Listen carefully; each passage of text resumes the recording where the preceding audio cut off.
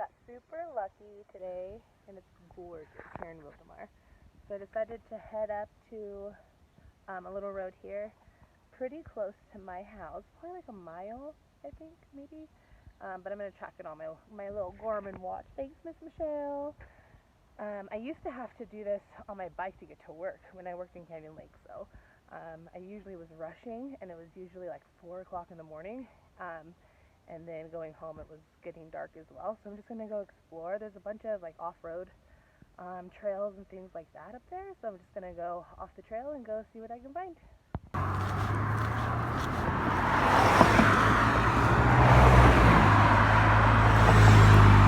I'm going to try to head up to the mountain ahead.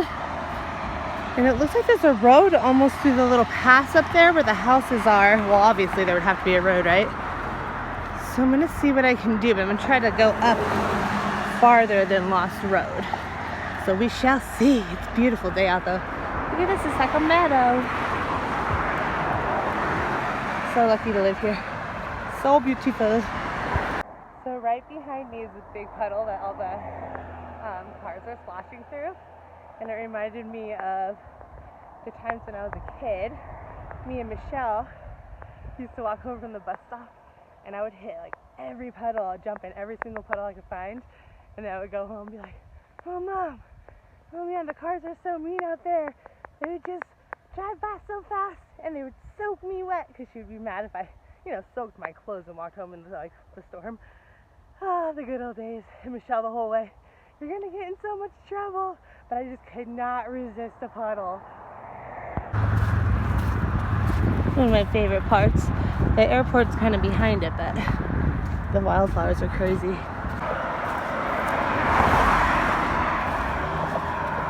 Just walking along the river. If there weren't so many cars, this would be super, super peaceful.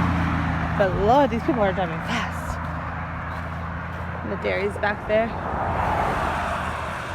Couldn't have asked for a prettier day. I'm getting close to the base of Lost Road, and I'm going to try to get to that water tower. I'm assuming there's got to be a service road or something. So hopefully we'll get there. Alrighty, well, it looks like the service road to the water tower is private drive, which I'm not going to trespass, so I'm going to keep going up the main road and see if I can find a few maybe dirt bike hills or something like that. Beautiful out. I'm kind of bummed. Finally got off the road, and there's a big tractor at the bottom of the hill moving the dirt around. But the farther I go, the quieter it gets, and it's beautiful out here. Getting up there. Oh, I forgot how beautiful this little walk is. I can't believe I used to do this before work though. Holy crap. It is a good little climb. So I'm still gonna go around the curve up here. It's like a property that is vacant, but I don't know if there's any trails on the offshoots of it. But if not, I feel like I can see a little trail going here and then up. Maybe? I might try it. We'll see. It's like my own little Eagle Rock. Oh, check that little guy out. That's cute. Alright, so I came around, and this is that property I was talking about, and then up there is the tower. Kind of came around that hill. But there's this property up here that I've been dreaming about since I was probably like, I don't know, high school age, 20 years. And it is absolutely incredible, and it's been for sale for about as long as that. But lordy, it is so gorgeous. This whole area is for sale. Can't believe it hasn't been bought up. But I see switchbacks up there, but I do believe that's part of the property. I'm not trying to trespass today. I'm gonna go a little bit further and see if I can find like a dirt bike path. Let's check it out. Alright, so across from the property is a little path. I'm gonna check it out. Alright, I think I found a path. Down that way is like Hemet, Menifee area. And then back this way is Wildomar. There's my dream property. Someday, baby, someday. I'm gonna take this path, but I'm gonna be careful because people might live up here. I'm not trying to get in anybody's house. So I'm gonna take this trail up, see where it takes me. I totally failed the mother load. I'm sure a lot of people on my Facebook and YouTube know this area because I know a lot of people that grew up riding dirt bikes, but I didn't personally. And wow, that's a good training spot if I do say so myself. And then check out this view. Oh my god. So you can see right back here. Don't mind my knife. That's the airport that I passed earlier. So, nice hike. Wow, it's beautiful here. There's that water tower. I'm gonna try to get as high as that, but on this side. You know what's good about this hike too is I'm noticing I'm on this ridge right here, and I have a problem with vertigo. And I'm kind of noticing that my glasses are making it a little worse, seeing the edge of them. So I'm gonna try my frame-free lenses next time and see if that helps at all. But woo! Gorgeous. So beautiful, a little meadow.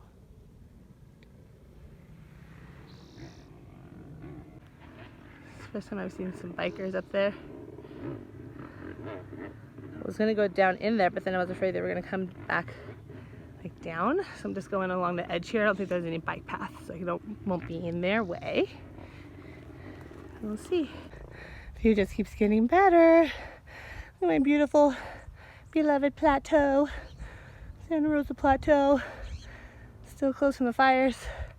If it wasn't for that, I'm sure it'd be closed for social distancing purposes. Woo! This climb got me going. See all the way back into Hemet. Absolutely beautiful. There's that rock. Alright, this is about as far as I'm gonna go, but I get to see the Lake Elsinore over the crest. So I had to do a little bit of rock scrambling, and today I didn't bring my hiking poles. So this is what the rest of the trail looks like. It's just straight up. I would definitely try it with my poles, but I'm not trying to traverse like straight up and down without any support. So back down I go. But I had to scramble up a little rock up here. It was so much fun. Totally out of breath. Excuse me.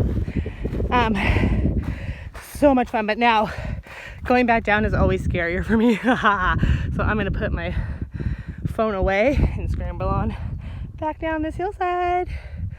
So cool. There's that property down there. Got down my little scramble.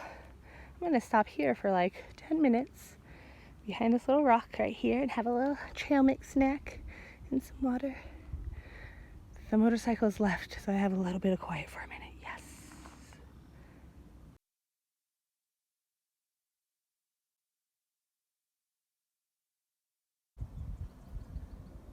Can't believe it. I walked right past these on my way up. I'm heading back down. And those little poppies along the edge. Oh, so happy. I'm so glad I came up here. Lots of wild mustard and then lots of dumping. I feel like I'm gonna go on a vigilante citizens arrest brigade up here. It's so sad. Stop dumping your stuff, people. Look how beautiful it is. And then there's all that nasty. I was gonna try to get an image of the rock that I hiked up to from the very bottom, but it's gonna be covered, so I figured I'd stop here. I can't tell if you can see it at all because I can't see my phone screen, but there's that rock I just had a little snack under, and I got to about right here before the trail got just too washed out. I couldn't have my footing, especially without my trekking pole, so I'm pretty stoked with that though. That's pretty decent.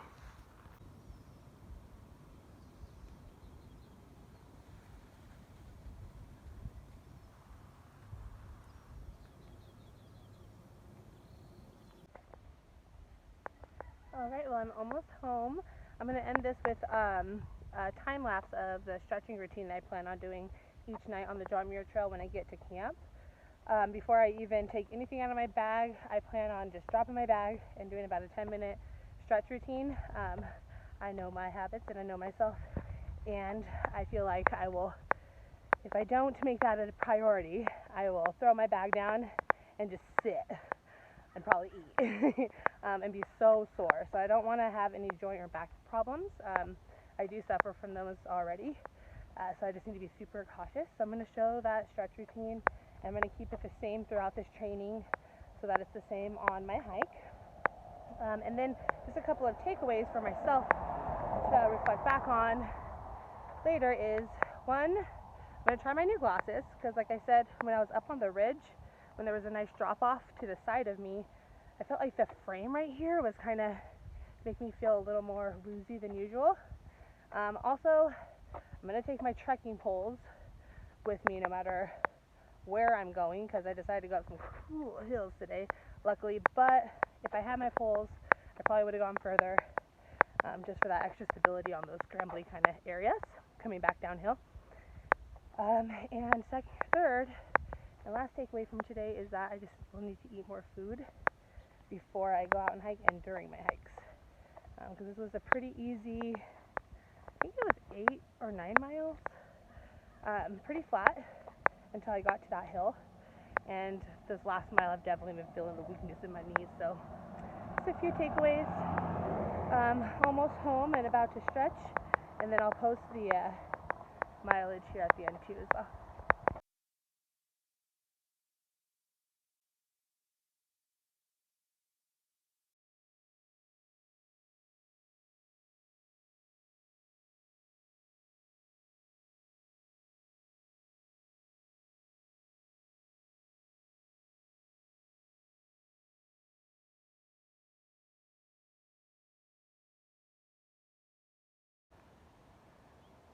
Thanks again for joining me. Namaste, my dudes.